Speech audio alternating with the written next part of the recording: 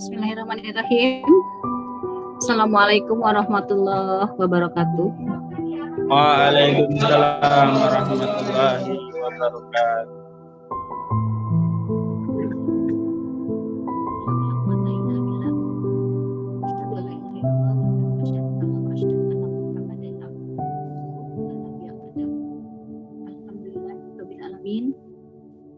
Segala puji hanya milik Allah yang telah memberikan rahmat, karunia, hidayah, taufik, inayah kepada kita semuanya, sehingga sampai disampaikan umur kita sampai hingga pagi ini.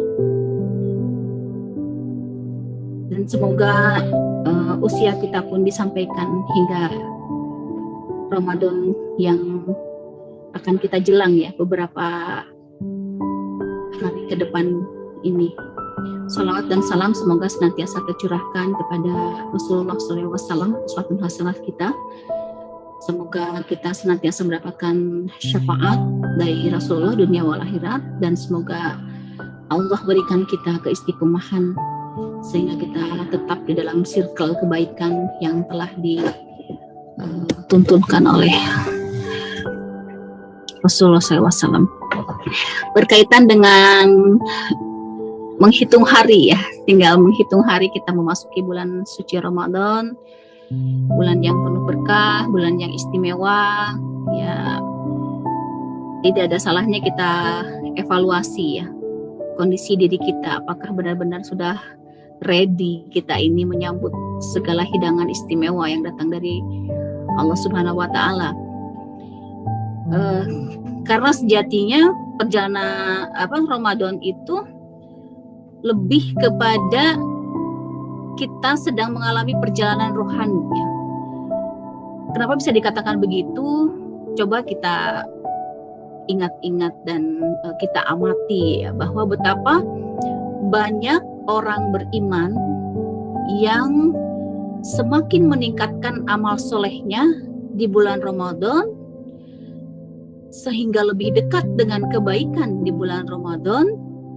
Kenapa saya katakan orang beriman? Karena memang seruan berpuasa dalam Quran surat Al-Baqarah ya 183 yang kita tahu bersama, bahwa seruan berpuasa itu ya ayyuhalladzina amanu. Berarti seruan itu hanya untuk orang-orang yang beriman.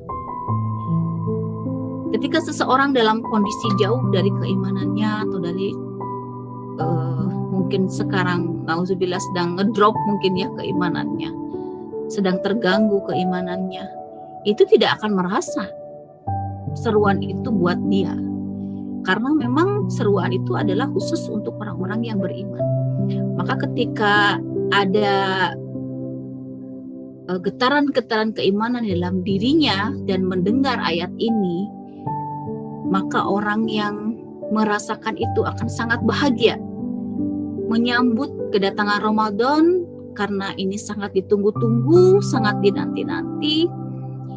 Ya, mungkin itulah hakikatnya mengapa dikatakan bahwa di bulan Ramadan itu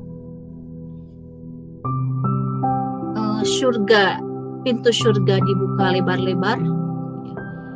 Karena di bulan Ramadan orang berlomba-lomba meningkatkan amal solehnya, memaksimalkan kebaikannya, karena ada janji-janji Allah berupa pahala yang luar biasa, berlipat ganda yang Allah hanya janjikan di bulan ini saja, yang tidak Allah janjikan di bulan yang lainnya. Sehingga banyak sekali orang yang amal solehnya sangat berlipat di bulan Ramadan, dari mulai tilawahnya segala macamnya, itu semuanya berlipat, aktivitasnya jadi berlipat juga gitu loh, pahala yang sudah Allah janjikan.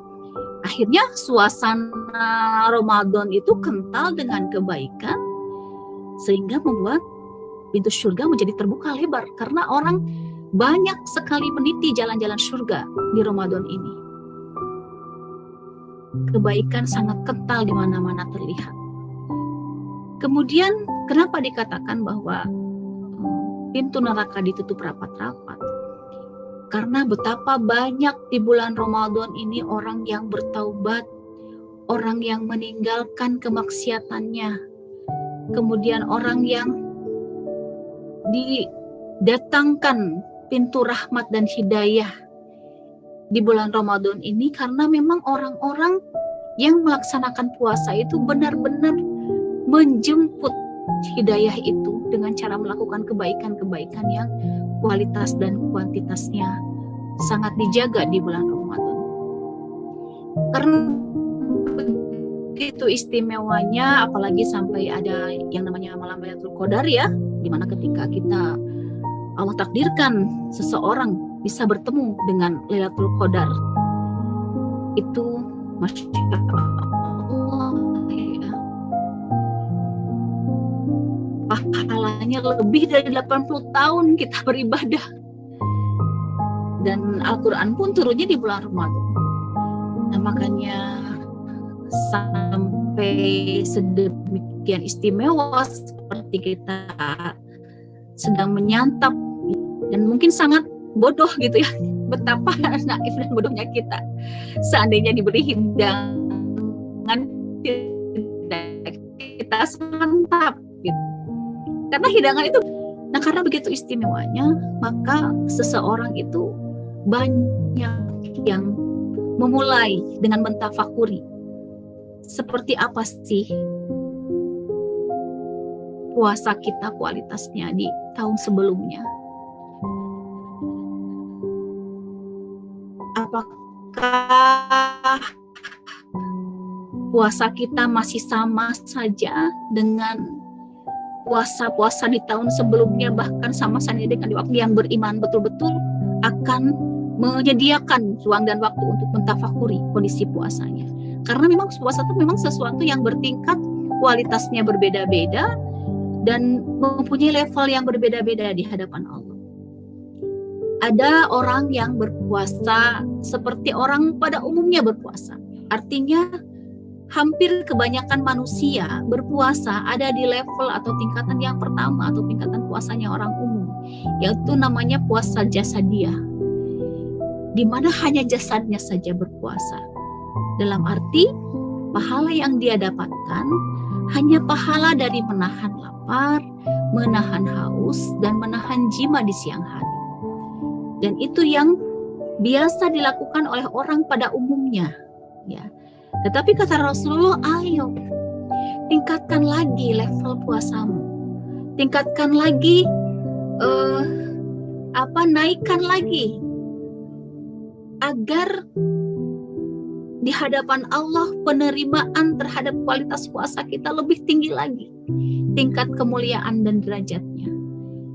Yaitu dari puasa jasadiah naikkan kepada puasa nafsiyah atau puasanya orang khusus, di mana yang dia dapatkan itu tidak hanya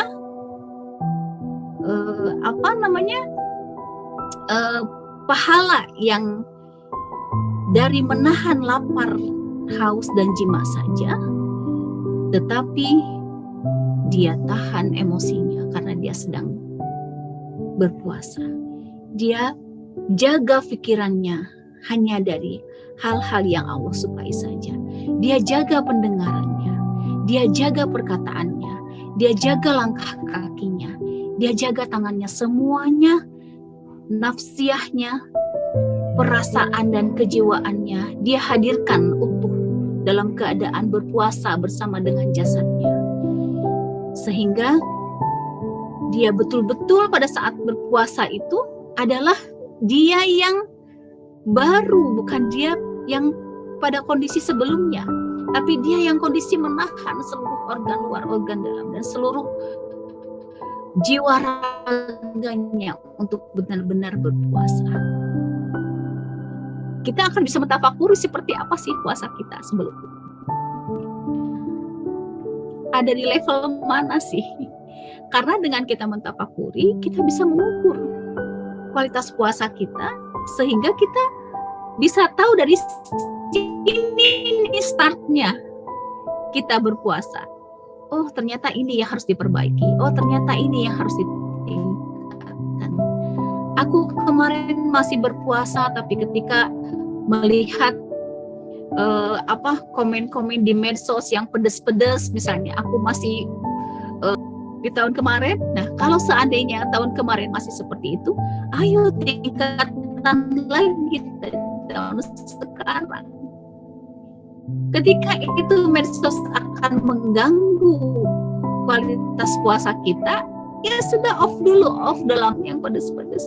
Kita hanya bermedsos hanya untuk produktivitas kerja kita dan untuk menambah amalan dan pahala kita menjadi lebih baik. Itu yang kita izinkan, yang kita lihat di dalam medsos kita.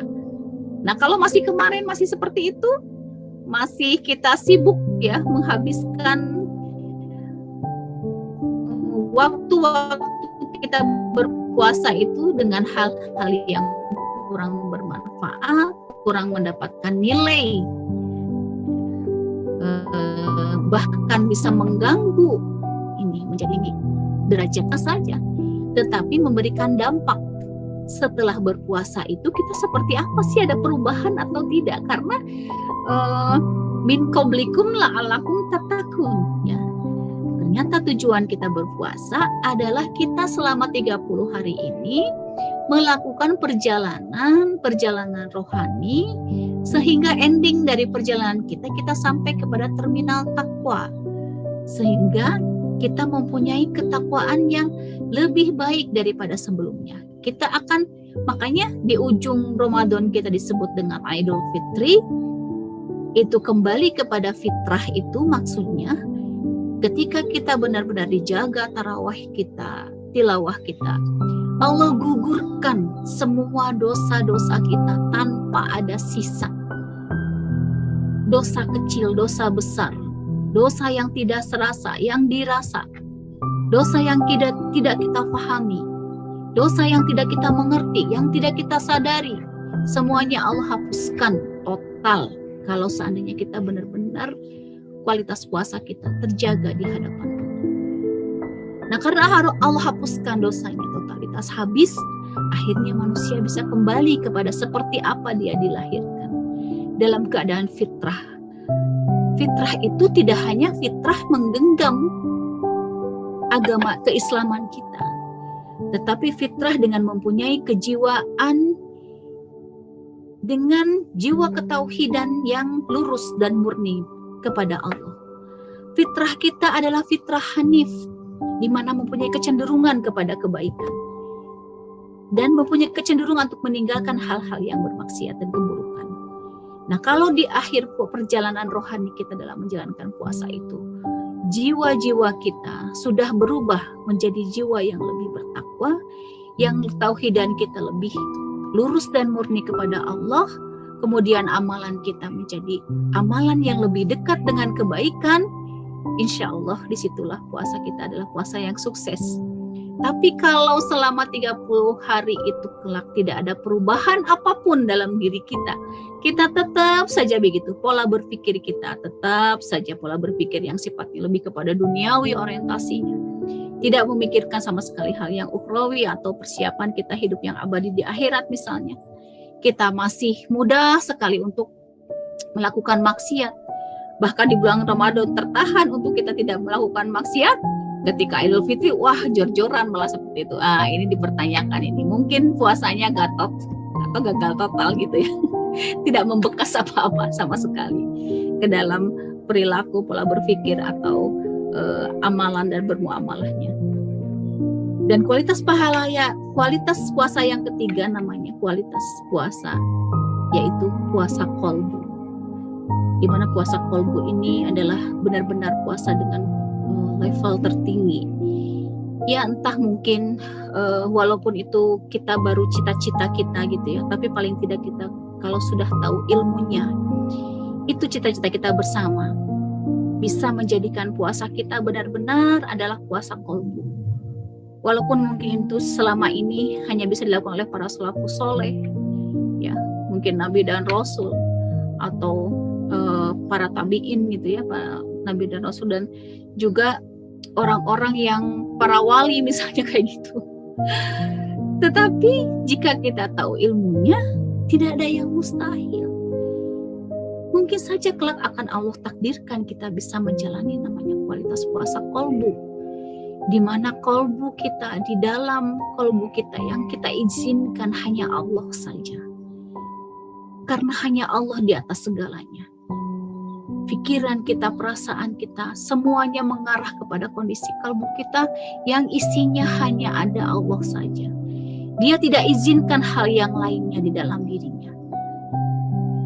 Hanya Allah saja. Sehingga namanya puasa, amalan puasa atau ibadah puasa itu kan sebenarnya makanya disebut ibadahnya, pahalanya milik Allah, atau ibadah puasa itu adalah milik Allah. Karena orang yang puasa itu benar-benar hatinya itu dalam genggaman Allah. Orang yang berpuasa itu tidak bisa dilihat secara real oleh orang lain. Kalau orang sholat, kelihatan dia lagi sholat. Kalau orang bersedekah, kadang kelihatan bersedekah. Tapi kalau orang berpuasa, kalau dia tidak mengatakan bahwa dirinya berpuasa, orang tidak akan tahu kalau kita berpuasa. Makan barusan aja makan kue, misalnya kita nggak berpuasa, kita mengatakan puasa, iya saya puasa, orang akan percaya. Tidak bisa melihat kita berpuasa, atau makanya disebut puasa itu adalah milik Allah. Seperti itu. Nah, demikianlah tingkatan-tingkatan puasa, ya. Seperti apapun tingkatan puasa kita saat ini, ya, mari kita sama-sama menilai, mengamati, memeriksa seperti apa sih puasa kita. Karena mungkin saja Ramadan ini adalah Ramadan yang terakhir, karena kita tidak pernah tahu ajal kita itu tinggal berapa sisanya, usia kita. Ya, kita semua berharap dan minta pertolongan dari Allah. Semoga Allah sehatkan rohani jasmani kita, bisa benar-benar maksimal dalam menjalankan Ramadan ini, dan bisa memperbaiki kualitas puasa kita, sehingga benar-benar kita kelak ketika habis puasa ini, perjalanan kita berakhir dengan sebuah ketakwaan yang menjadi bekal di bulan-bulan yang lainnya. Sehingga bulan-bulan yang lainnya adalah bulan-bulan yang kita jalani dengan kualitas ketakwaan yang menghunjam di dalam kalbu kita. Sehingga ada sebuah getaran rasa di mana ketika kita berzikir di bulan di luar Ramadan saja, ya, kalau zikir kita benar-benar zikir kita ada zikir kolbu, ya, kita sebut nama Allah di dalam kalbu kita sehingga bergetar kalbu kita, itu akan mendatangkan sebuah rasa yang kadang nggak bisa dikatakan seperti apa rasa itu.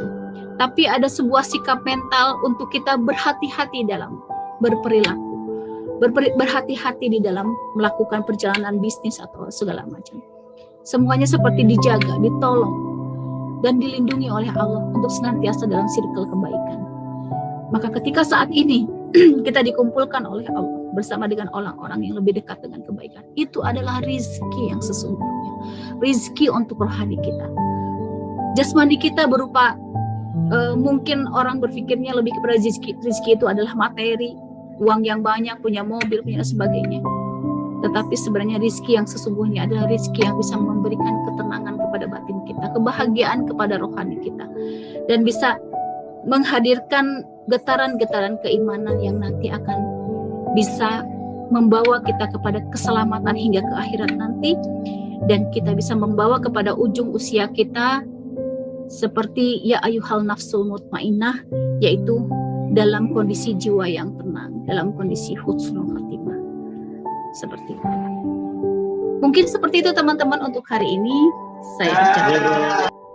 Saya ucapkan selamat menjalankan perjalanan rohani kita di bulan Ramadan ini. Mudah-mudahan puasa kita adalah puasa yang terbaik di bulan ini. Puasa yang mempunyai peningkatan kualitas yang Allah lihat, ya, dalam diri kita. Allah pandang diri kita itu adalah orang-orang yang layak untuk mendapatkan derajat takwa di sisa Ramadan kita. Dan Allah semoga sampaikan tinggal 3 hari ya ini ya, tinggal 3 hari. Jumat malam sudah sudah tarawih ya? Insya Iya, Allah Bu. ya. Sabtu sudah Ramadan, ya Insya Allah. Untuk orang-orang yang beriman memang suasana dan ruhnya tuh sudah terasa gitu.